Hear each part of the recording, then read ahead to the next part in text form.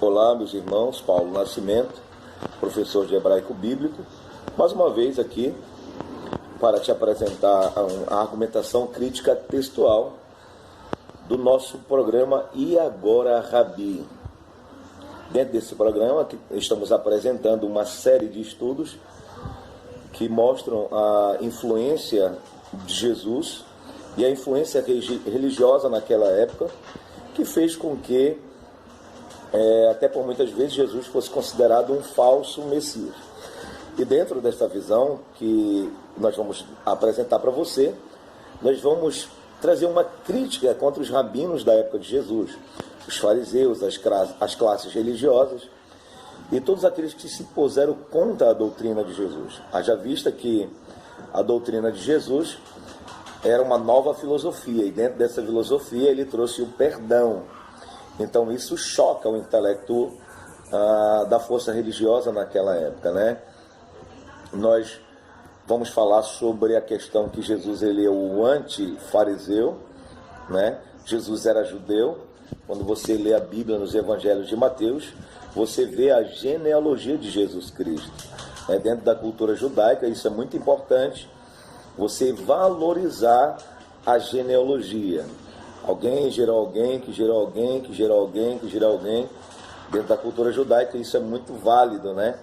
E Jesus, ele é um descendente direto de Adão. Não vou falar sobre isso agora, talvez no outro vídeo, se você ficar interessado, mas a nossa visão nesta manhã, ou nesse momento que você está assistindo, aí na sua cidade, no seu país, é trazer o argumento crítico da época das influências, né, religiosas que observavam a Torá, que observavam as leis e os mandamentos de Deus, mas quando Jesus veio, eles não conseguiram compreender que o Mashiach era Jesus. E dentro disso eles se levantaram como oposição. Eles se juntaram, as duas maiores forças políticas e religiosas da época se juntaram, né? O império era o Império Romano, e eles se juntaram para tentar parar o ministério de Jesus. Mas Jesus veio, cumpriu o seu ministério, e dentro de uma visão teológica, também numa visão judaica, usando todas as ferramentas que os judeus usam, eu também vou estar usando aqui para te apresentar que Jesus também, ele foi o antifariseu, né? A nova filosofia, perdão. Isso é uma doutrina de um homem perdoar, é uma doutrina nova, uma filosofia nova que chocou o entendimento da época de Jesus. E aí a força farisaica da época, junto com os saduceus, se uniram e tramaram a morte de Jesus. Aqui começa a trama, né? A conspiração para matar Jesus. Só que sabendo, diante da palavra de Deus, que ele seria vendido por 30 moedas de prata, até porque é algo profético, né?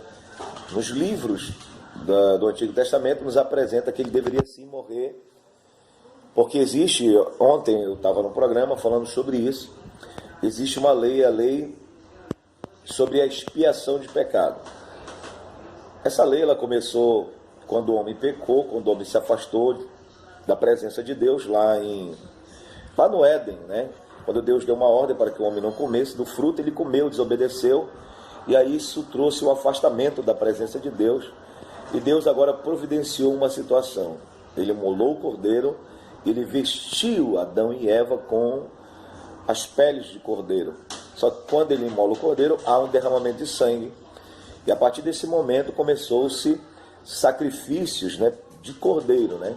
Tanto que Abel ele sacrifica um cordeiro e Deus recebe, porque Deus já entendia que ele deveria justificar a humanidade pelo sacrifício do cordeiro. Isso se tornou uma doutrina. Dentro da teologia chamamos de doutrina da salvação. Mas dentro da interpretação judaica, isso chama-se imolação, imolar o cordeiro, né? Abraão, ele participou dessa doutrina, Noé participou dessa doutrina, e logo em seguida Deus, querendo traçar uma caminhada melhor e extraordinária para o seu povo, ele mandou construir o tabernáculo. A ordem foi de Deus lá em Êxodo, capítulo de número 25, disse para Moisés as palavras hebraicas, Devrei Elohim Moshe, e disse o Senhor a Moisés. Então a ordem foi de Deus para Moisés, para que ele fizesse um tabernáculo onde ele iria morar.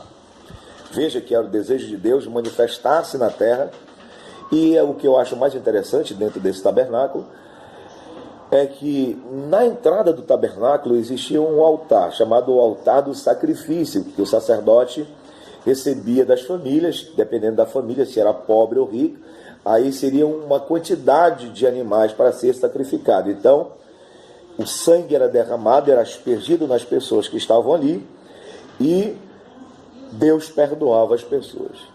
Diante de todas essas coisas, Deus entendeu a questão do sacrifício.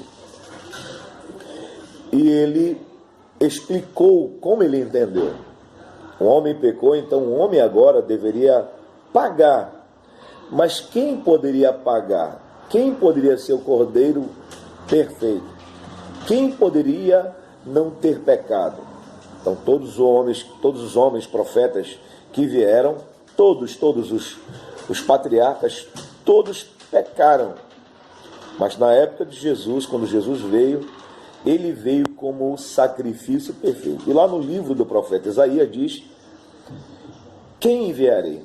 Quem há de ir por nós? Então Jesus ele faz uma declaração, eis-me aqui, envia-me a mim. E também no livro do profeta Isaías fala que ele nasceria de uma virgem e ele salvaria o seu povo do seu pecado. E no livro do profeta Isaías, capítulo de número 53, há uma profecia tremenda sobre o cordeiro imolado. Quem deu crédito em nossa pregação? Ele foi subindo como um renovo, raiz de uma terra seca, não tinha aparência nem formosura. Sim, ele foi cortado dentre os homens, ele foi moído pelas nossas iniquidades. O pecado que agora estava sobre os seus ombros, ele recebeu, e ele agora retirou o pecado da humanidade pelo seu próprio sacrifício.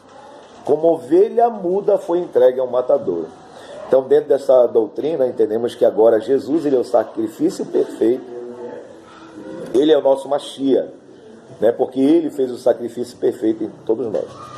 Então, essa série de estudos que nós vamos estar trazendo sobre e agora, Rabino, teremos muitas críticas acerca da doutrina que o judaísmo emprega contra os cristãos, né? Dizendo que nós somos idólatras porque nós adoramos Jesus. Eu vou explicar isso lá na frente. Então eu espero que você tenha gostado desse vídeo. Se não gostou, não tem problema, mas eu acredito que faça o seu comentário, faça a sua crítica, e que Deus te abençoe, e que a palavra do Senhor possa gerar algo no teu coração. Daqui a pouco eu vou estar postando a continuação do nosso estudo, e que você possa se inscrever nesse canal, tá bom? Um abraço.